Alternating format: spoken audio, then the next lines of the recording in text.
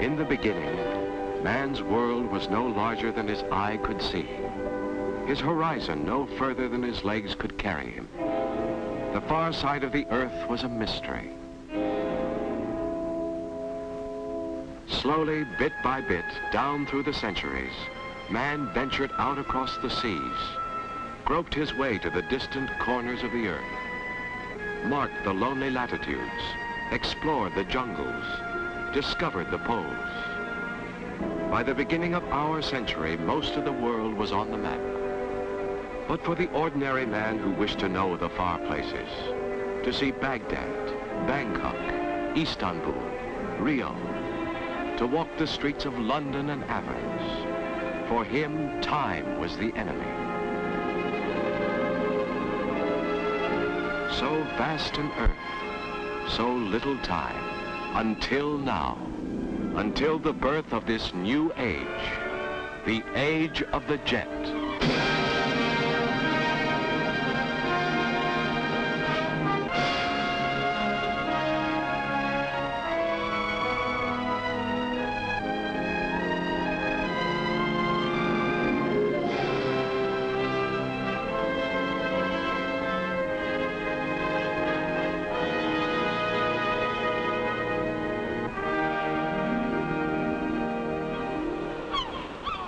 Here in the sky, we make our peace with time.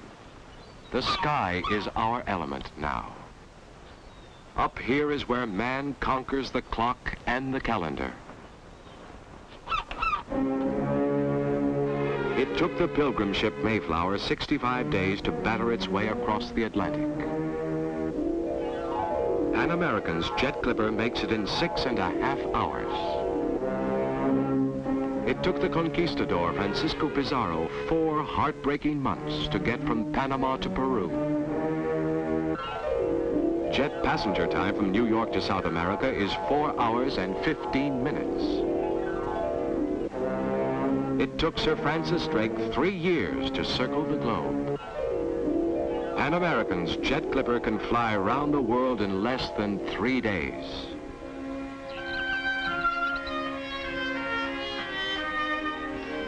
As far back as you can remember, there are those rare moments of discovery. Moments when you suddenly realize that the simplest things are remarkable. When you can gaze at a flower and discover a continent. And after that, nothing is ever quite the same again. For as long as you live, within you there will always be a touch of Balboa, seeking new worlds. There is a curiosity in us all, a restless hunger to learn. And out of it has come mankind's most profound triumphs. In the child who watches and waits, and wonders how and wonders why, you can see Copernicus struggling to unlock the secrets of the universe, and see Sir Isaac Newton groping towards the truth of gravity. Now, in our lifetime, comes one of those rare moments when a great door swings open and man enters a new age, the age of the jet. No one person brings a new age. It is ushered in by thousands. Most become obscured by the haze of history. Who was Magellan's cook or Columbus's carpenter? No one can tell you their names, yet each did his part to change the world. Today at this huge airline maintenance hangar, in this, the age of the jet, many are doing their part. Clerks, mechanics, secretaries, engineers, instructors, technicians of every kind.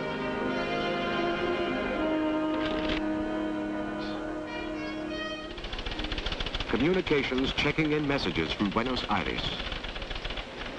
A memo from London, an urgent request from Rome. And meanwhile, up in scheduling, every flight is planned, every crew member assigned for weeks ahead. Which plane will be in Tokyo on the 15th? Which pilot will be in Johannesburg on the 22nd? Which navigator will be leaving New York on the 29th and landing in Istanbul on the 30th? And all the while, a training program in progress. A miniature university here. Refresher courses in design and hydraulics, engine theory, radar and communications. Crack flight engineers, mechanics with a dozen years experience, going back to the classroom to keep in touch with the latest developments of the jet. For every hour in the air, the jet clipper spends 25 man-hours on the ground, being checked and tested. Strip down the engines. X-ray those hidden places inside the wings and fuselage. Replace the worn parts. Check and recheck. And check again. Jet Clipper 709 to maintenance foreman. Jet Clipper 709 is ready to be towed to run up spot. Number 3C, number 3 engine change, hot section on number 1. Please notify yard crew to move aircraft to run up spot. This is the nerve center. Maintenance control. In touch with every ground crew on the line. Knowing just what has to be done to each plane and knowing exactly when it will be ready to fly. Jackson, you got some compliments from Santa Maria. Oh, very nice. Thank you very much. Jackson?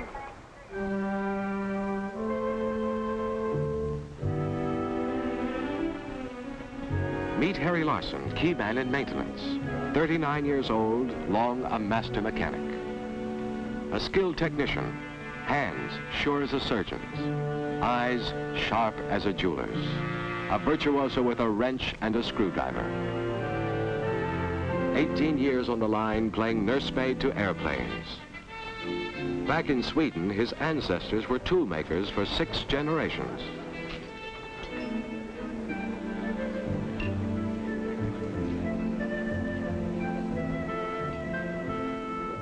Sometimes I come in for work in the morning and find myself thinking of everything going on in just this one building. All it takes to keep those jets flying on schedule. Right here in maintenance control is where I begin my day. Stop by and pick up my assignment. Flight 116. She has to be checked out and ready to take off for Paris in exactly 3 hours.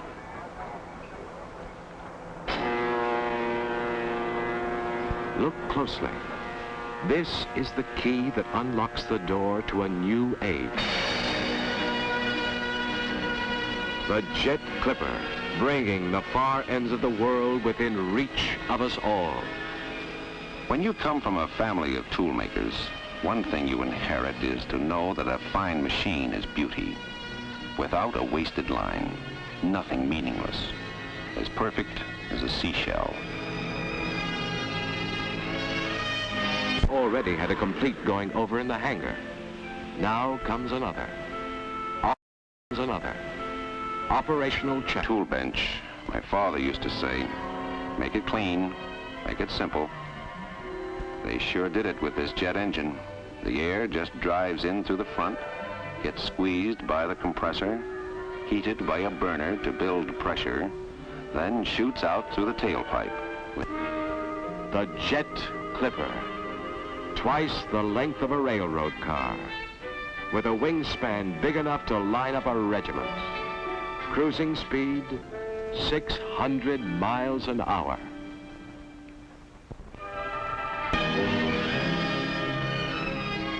Before the first passenger ever stepped aboard, there were 4 years of test flights, millions of hours of engine time, month after month. For all its power, it's the simplest aircraft engine ever devised. Fewer moving parts, less wear and tear, easier to service. She's a mechanic's dream.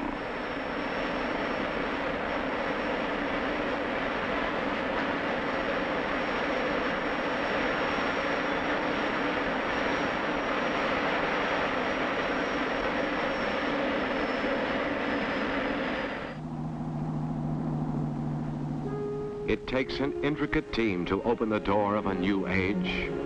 His name is Captain Don Michaels. pilot on the jet run to Paris this afternoon. 20 years of flying experience, including 1,000 hours in jets. An hour ago, he was playing with his kids in his backyard in Connecticut. Before dawn tomorrow, he'll be checking into a hotel off the Champs-Élysées.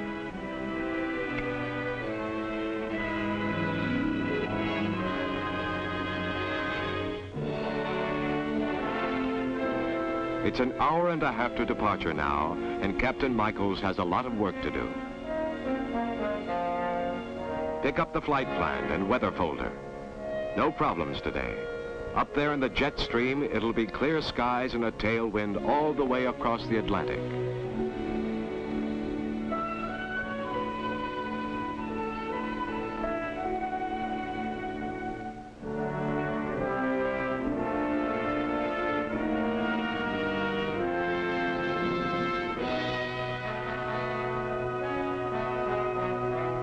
Up in the briefing room, the crew is waiting.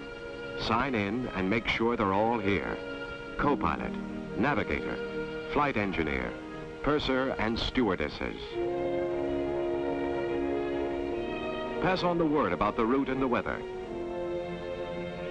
Regulations call for a checkup quiz on flight procedures before every takeoff, just to make sure everybody's on his toes. Flight attendants come from 88 countries: France, Sweden, Germany, California, Connecticut, Minnesota. Elbow Lake, Minnesota, to be exact. Her name is Dorothy Robinson. She speaks 3 languages. Hobbies: listening to jazz and putting together an international wardrobe. The ring is Italian. The compact is from Paris. The wristwatch from Hong Kong. 49 minutes till departure. Pan American paging passenger Paul Johnson. Paul Johnson, please come to the Pan American passenger information counter.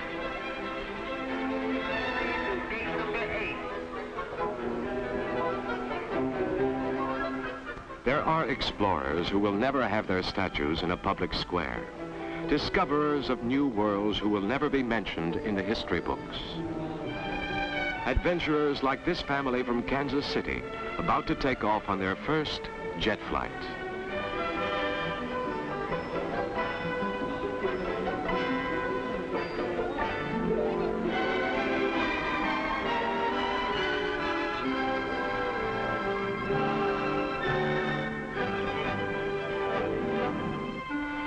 "45 minutes till departure, and they've buttoned up the operational check now.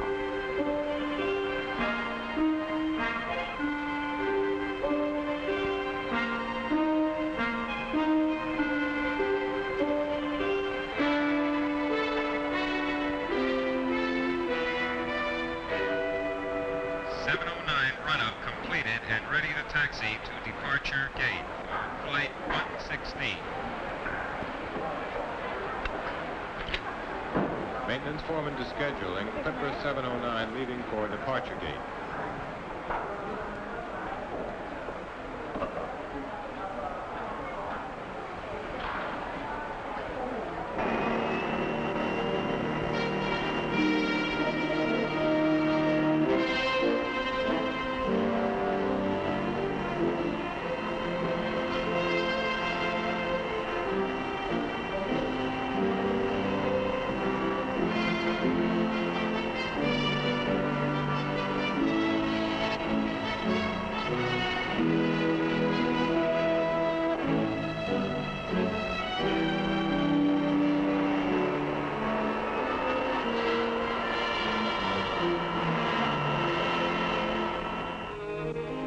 "11 months and 2 weeks a year, he's a salesman on the road in Kansas while his daughter's learning spelling and long division, and his wife is busy with the laundry and the supermarket. But for the next 2 weeks, they'll be Marco Polo and company journeying to Cathay. Cathay being a blaze of lights on the River Seine called Paris. All the months of planning, dreaming, wondering. What will it be like to fly in a jet? Now when the answer is so close, every tick of the clock seems an eternity.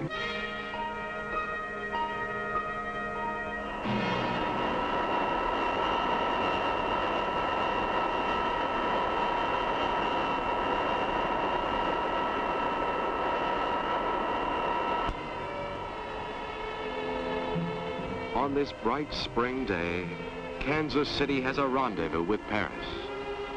What will it be like to fly in the calm air above the winds?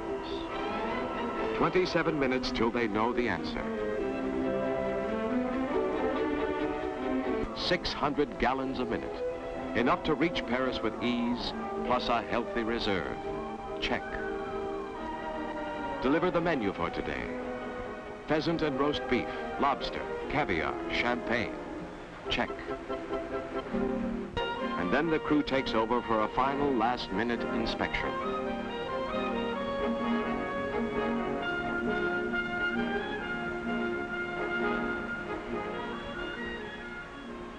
Seeing her here on the ground, you can't know what she's like. Believe me, you don't really know a jet until you fly in it.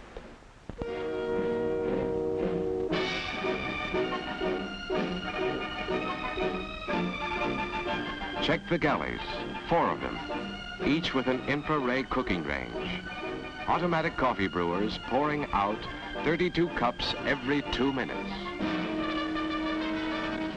Check the cabin lights, air conditioning. Notre Dame stands waiting in all its stone glory. Paris waits.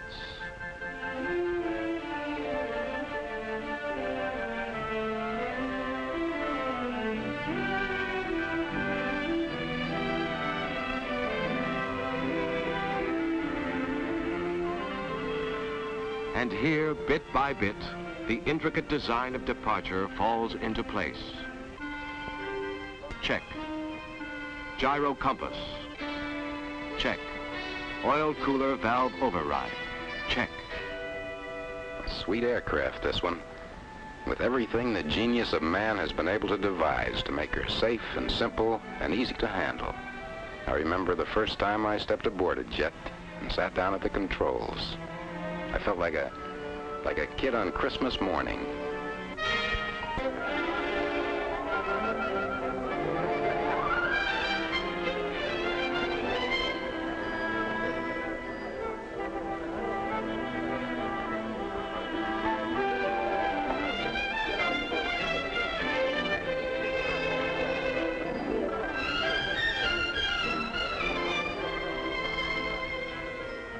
Time is racing now.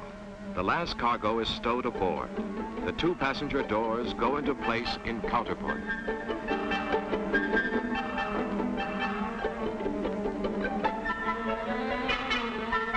Good afternoon, ladies and gentlemen. This is Pan American 707 Jet Clipper Service, Flight 116 to Paris. Captain Michaels and his crew wish to welcome you aboard. What's it like to fly in a jet? 4 minutes and they'll know.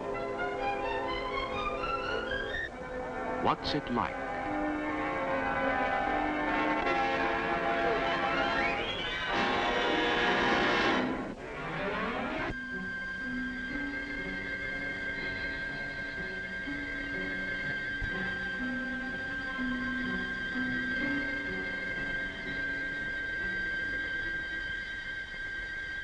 Clipperjet 709 on Flight 116 to Idlewild Ground Control.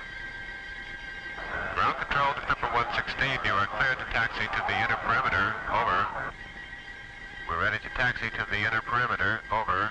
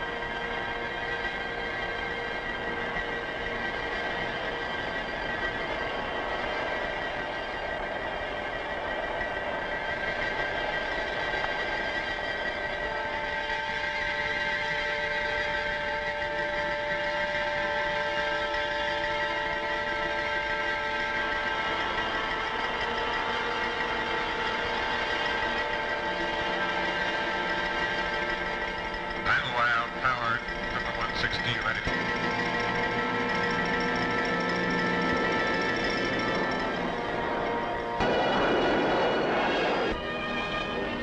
So smooth, you can hardly tell when you start down the runway.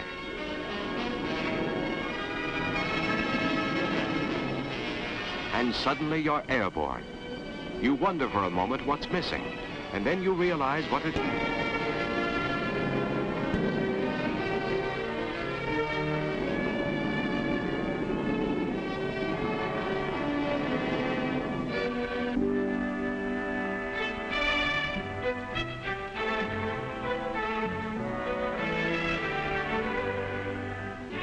Above the capricious winds and weather, up into the pure blue of the stratosphere.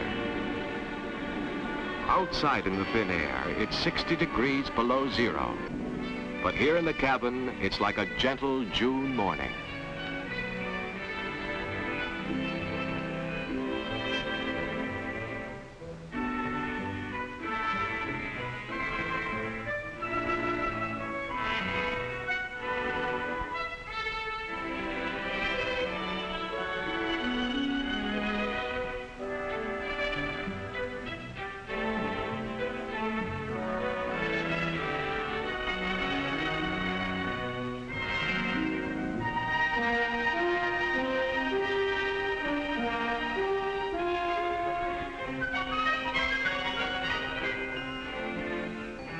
Up here, the sky is blue, deep blue, bluer than any sea. There is no sensation of speed. You seem to be floating motionless in the air, and a kind of peace settles over you. So quiet, only the whisper of the wind rushing by, and a majestic silence as distance slips past at 600 miles an hour. And you try to imagine what it will mean to the world, this age of the jet, how it will shape the life of man, our future, our children. So much more to be seen and felt and heard in a lifetime. Men fly out to meet their fellow men, and with intimacy comes understanding. The last generation was a stranger to the people of far places. The next generation becomes a neighbor.